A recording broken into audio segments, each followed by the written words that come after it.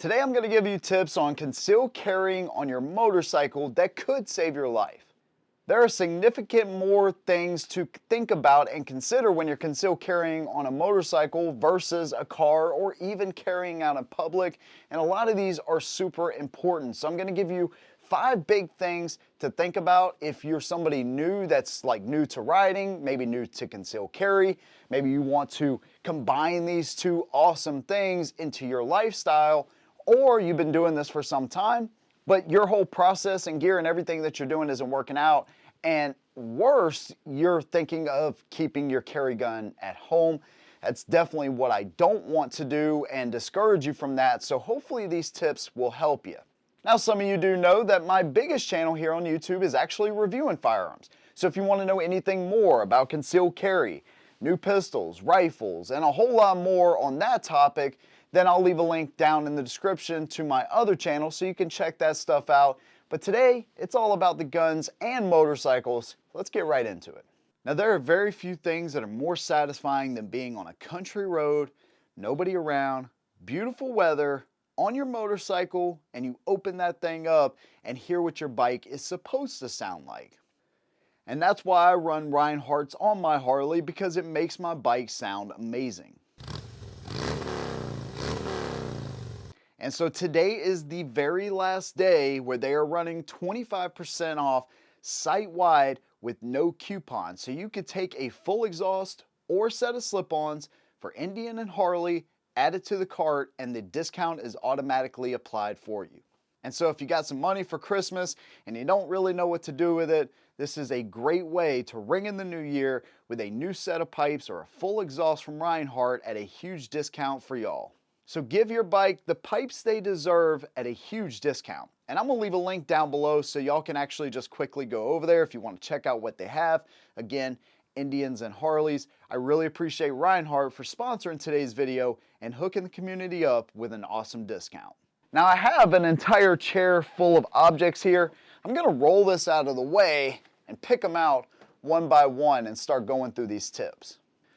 Now there's a whole lot of black everywhere, from my shirt to the gun to the gloves to the backdrop. So let me switch into a different shirt really quick. There we go, much better. All right, so gloves, something I always wear along with a helmet, jeans, boots. That's my minimum accepted attire when I'm on my motorcycle. Gloves are important, right? So if we have the intentions on carrying a gun, this seems super obvious, but I think that sometimes all of us at some point will fall into this trap where it's like, yeah, I got my gun. But you don't think that every situation I'm in could be a situation where I potentially have to use that gun. So if I have my gloves on, which I need, then I need to have a gun and a trigger guard to accommodate that. But this gun right here, which is a P365, which is a great carry gun, is hard to accommodate with these specific gloves. All different types of gloves. The bigger they are, the more you're going to have to think about that gun and the trigger guard as well. There's thinner gloves, so there's a whole variety of these things, and not all of them apply to every situation, but these gloves specifically, and this gun with this trigger guard, I can get my finger in there, but then I may unintentionally pull that trigger back. By the way, all the guns have been safety checked. Pull that trigger back and have a negligent discharge at that point. So this is not a great option. What about something like the Shield Plus? This is my favorite carry gun. It has been for some time. Fantastic shooting gun. Again, I have that issue with my finger getting in there. This is a large glove too, by the way. I think I could probably go medium with this one. So that may, some of the extra material that's around my fingers, that may help to alleviate that. And even just me pushing in that little bit of material on my pointer finger was allowed me to get it in there at some point. But again, it's just a little bit too much to think about and do. You know, self-defense situations happen, you know, within seconds and feet of each other most of the time. So that's not something I really want to have to be fumbling with, is thinking, man, can I even get my gloved finger in the trigger guard at all. Now, what I would consider if you're a P365 fan is going with the XL or the Spectra Comp or the X Macro, because the trigger is actually set back just a little bit further compared to the regular P365. So I'm able to actually get my finger in there without thinking about it, and I can just pull, boom, shoot, good to go.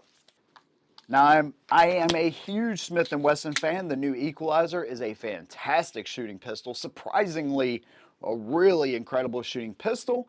And again, that trigger guard is much more opened up. I can get a glove finger in there and I don't have to think about anything but saving my life. That is a great gun for concealed carry on a motorcycle when you're wearing gloves. Now, if you wear a helmet while you're riding, another thing you want to consider, especially if it's dark outside or whatever the case may be, if you have a tinted visor, can you see your sights through the visor? I can tell you with the Shield Plus, it has just standard sights on it. Depending on the angle, like right here, I'm looking at one of my lights, I can see that my sights are aligned, but I can't see the front sight. Here, I can see the sights. What might be a good option for you, something like the P365 Spectra Comp or the XL or the Macro that has a nice bright green dot that I'm able to pick up easier than just a standard white dot. Also, something with a red dot is even better. I can see at night, and I can see that pretty much anytime. Even looking directly at the light, I can see that dot. So that's something you want to consider if you wear a helmet. The next thing you want to consider, how am I going to get to that gun and what is the best way for me to carry? Right now, I have my standard motorcycle jacket on, right? I never, ever ride with a jacket on during the hotter months here in the South.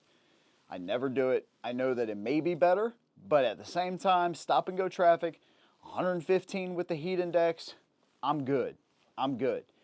So I always have just a t-shirt on at minimum whenever it's during the summer. During the colder months like it is right now, jacket, perfectly fine. I don't ride without it. So if you have a jacket on, you have to consider, can I get to my gun? So the way I'm carrying this right now, I have my jacket on and I have a t-shirt underneath that. If you have long johns, if you have other material, you're gonna have to, what I would say, practice getting that draw out with your gloves on and making sure that it's something that you can get to. Now I'm about to show you with a Shield Plus. Again, it's not great for gloved hands, but I just want to show you how I approach this process. So again, I wouldn't be standing straight up. I'm sitting on a motorcycle. So it depends on how you're sitting. Are you on a crotch rocket or, you know, something like that, or cafe racer or whatever you're on? Are you lean forward? Are you more chilled back like a Harley? Whatever. Depends, man. So the best thing to do, get on your bike in the garage, somewhere where you know you're not freaking people out because you're pulling your gun out of your holster, preferably, and just practice this stuff. Or you can do it right here. Just know it's going to be a little different when you sit down. But basically, you want to get that material out of the way and be able to get to and reholster your gun safely. One good option for you may be a shoulder holster. So you can see this right here. It's not going to be as quick, but I'm able to get to that gun. I'm able to carry a bigger gun too. Now I have a disc degenerative issue that I recently found out actually what it was. So a shoulder holster is great because it relieves some of that pressure, it puts that weight on my shoulders and not so much on my hip and around my lower back. But again, if I have this zipped all the way up, which most likely you're gonna, now we have one more thing to contest with. So we got our jacket zipped up, we're riding along, something happens. If I'm wearing a shoulder holster, this is gonna take some serious practice, but we're riding along. And keep in mind that you can't just let your hand off of the handlebar. Well, you can for a split second, but if you're in a state of panic, how are you going to stop the bike? How are you gonna get off the bike? What are you gonna do to be able to get to your gun, right? It's not like letting off the steering wheel and just kind of pulling over and that kind of stuff. There's a little bit more that goes into this. Regardless, once you figure that out, then get into the gun, get in that thumb brake, boom, getting your gun on target. So clothing is going to be one of those things that you're going to have to contend with, and how you're going to carry the gun is huge on a motorcycle. Now, one option I don't mind wearing during the summer is a vest, right? I still have my t-shirt on, but it does provide a little bit of protection for me if I were to go down, and it has built-in concealed carry pockets, which are right here. You've got to have something to cover that trigger guard, which it does. It's elastic, and then it also has snaps right here. That's great to keep the gun in your vest if you happen to go down. Obviously, the gun is still, hopefully going to be secure there, and if I need to get to it, pop the snaps, boom, pull the gun out, I'm on target, and I'm good to go. This is one of the better options, surprisingly, I think, for concealed carry on a motorcycle. They make flannels like this with concealed carry pockets in them. Obviously jeans and stuff like that with concealed carry pockets in them. They make a lot. As long as it has some holster in some way to cover that trigger guard, this may be a great option for you as well. Next thing we're going to talk about is retention, or the lack thereof. This is a crossbreed style holster for the Equalizer.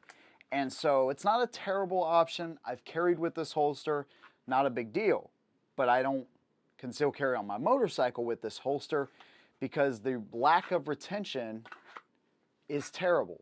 And so if you're going 60 miles down the highway, the last thing you want is your piece tumbling along and you didn't even realize it possibly, or you fall off of the bike, or you get into an accident, God forbid, and the gun just goes flying off. So this kind of holster is unacceptable. This kind of holster, more than acceptable, because positive retention. It takes quite a bit more force to get that gun out. It's adjustable, so you can, obviously adjust that based on your preference, but it's secure enough where it's going to keep the gun in place when needed, which is 99.9% of the time, but that 0.1% of the time when you actually do need it, you can get it out quickly and not have to worry about it. Now, the company that we work with primarily for those holsters that you just seen with the positive retention is Tolster Holster. I'll leave a link and discount code down below so you can check those out. Now, this can be a great option as well. This is a Tolster Holster Contour. Again, I'll leave a link, discount code, all that stuff. But this is a great option if you live in a constitutional carry state or an open carry state. When you open carry, you don't have to contend with all of the clothing. Let me show you what I'm talking about. So I have this jacket here. I like to wear a lot in winter, especially on really cold days, because it keeps you nice and warm. But one nice thing is, even though it's covering the gun right now, which is concealed carry as well, so that may be a good option for you too for concealed carry, because that holster is short enough so it doesn't hang down super long. But if I need to get to the gun with this specific jacket on, it's a little bit tougher. So I just wanted to show you, I kind of had to move my body over to be able to get that gun unholstered, because it covers the gun pretty all the way down. I mean, it covers them all the way down to the end of the muzzle there. So if I'm on a motorcycle, right, let's pretend I'm on a motorcycle, boom, I gotta kind of camp my body. It's got a red dot so I can see my target. But again, something you may want to consider there. If I have a jacket like this, it's shorter, it's not going to cover the whole gun. If I'm open carrying anyways, I'm not really concerned with that. So as you can see there, the gun's still open. If I was sitting down, if I needed to draw it, boom, good to go. So open carry is a fantastic way too, as long as you have a good holster that has great retention. Now, we talked about a lot in this video. I hope some of these tips and stuff were able to help you, but I also want to give you some things that I do not recommend doing. And that is off-body carry. So carrying in a backpack, absolutely not. Again, if you go down, there's a gun in your back, right?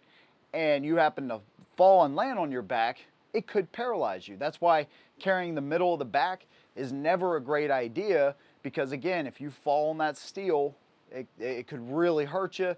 So carrying it in a backpack, plus it's hard to get to a backpack. I mean, yeah, you could practice loosening a strap, swinging it around, grabbing it out, but it's just way too much to deal with. I do not recommend carrying in a backpack. I've done it.